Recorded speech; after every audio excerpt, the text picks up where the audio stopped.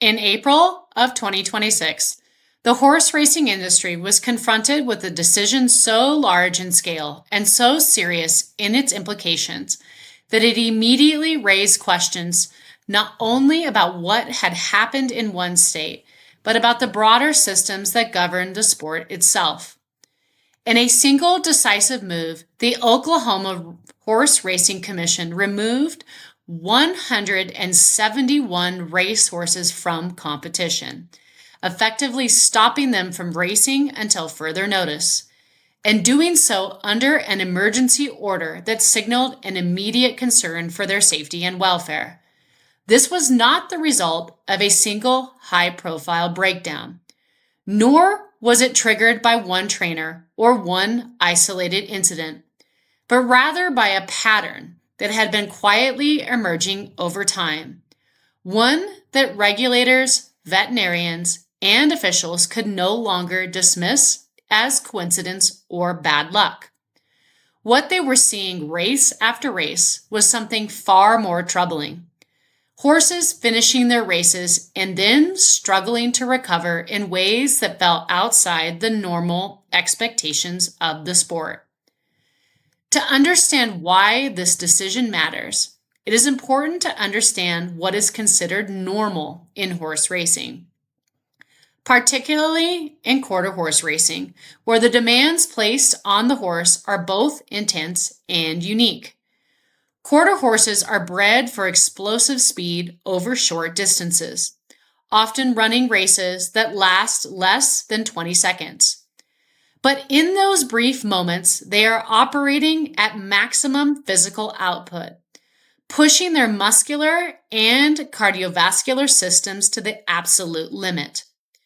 Under normal circumstances, even after such intense exertion, a healthy racehorse will begin to recover relatively quickly, gradually slowing its breathing, stabilizing its movement, and returning to a state that, while fatigued, is still controlled and manageable. What regulators began to notice at Remington Park, however, did not align with that expectation, and the difference between expected fatigue and what they were seeing became impossible to ignore. As race footage was reviewed and reports were compiled, a consistent pattern began to emerge. One in which multiple horses were finishing their races and then failing to recover in a stable and predictable way. Instead of walking off the track under their own power, some horses appeared unsteady, while others required assistance or had to be transported entirely, which is a significant deviation from what is typically expected to follow a race. This was not limited to a single race or a single day, but rather occurred repeatedly across multiple events, creating a pattern that suggested something more than isolated incidents. In horse racing, patterns are critical because they often reveal underlying issues that are not immediately visible in any one case. And when those patterns involve physical distress, they demand serious attention. The number of horses involved, 171, immediately set the situation apart from anything that is normally seen in racing regulation.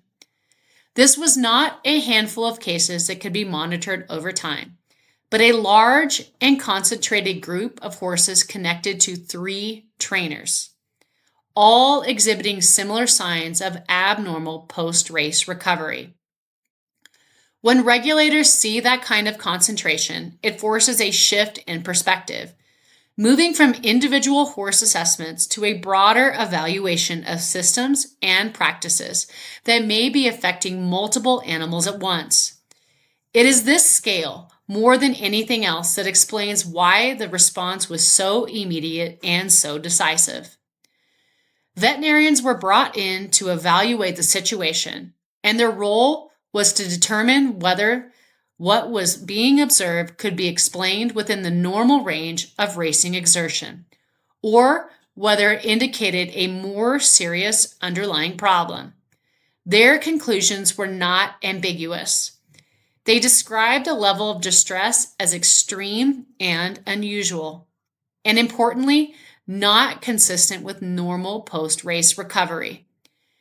In veterinary terms, this distinction is critical because it separates acceptable risk, something inherent in any athletic endeavor, from unacceptable conditions that may compromise the health and safety of the animal.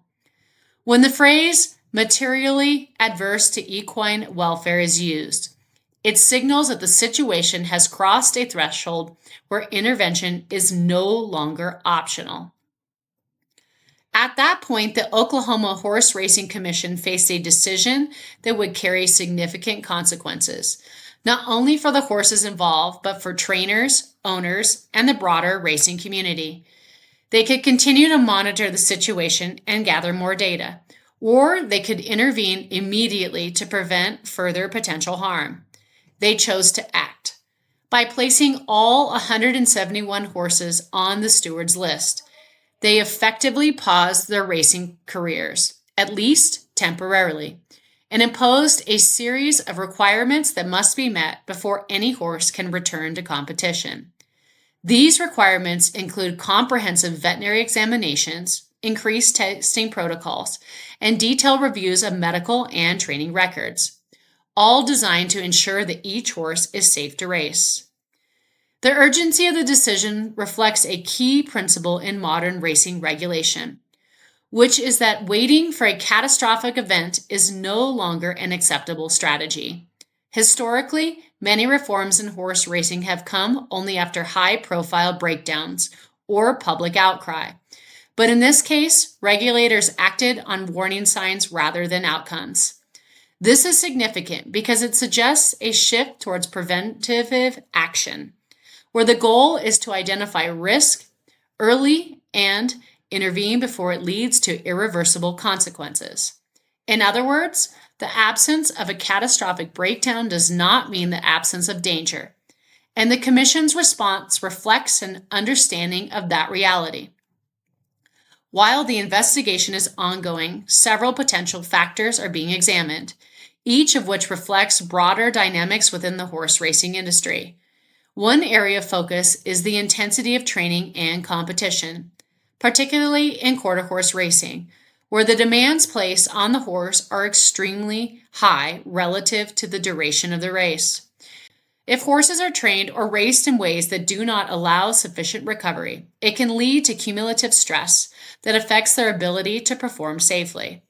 Another area of focus is medication and treatment practices, which are tightly regulated but still complex, as different substances can influence performance, recovery, and physiological response in subtle ways. Even when used within the rules, certain practices may have unintended effects, especially when combined with other variables.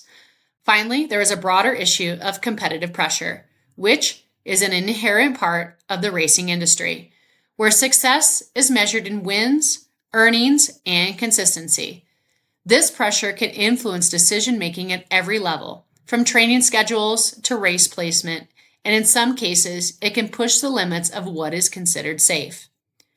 What makes this case particularly important is that it highlights how multiple factors can interact to create a situation that is not immediately obvious, but becomes clear when viewed as a whole.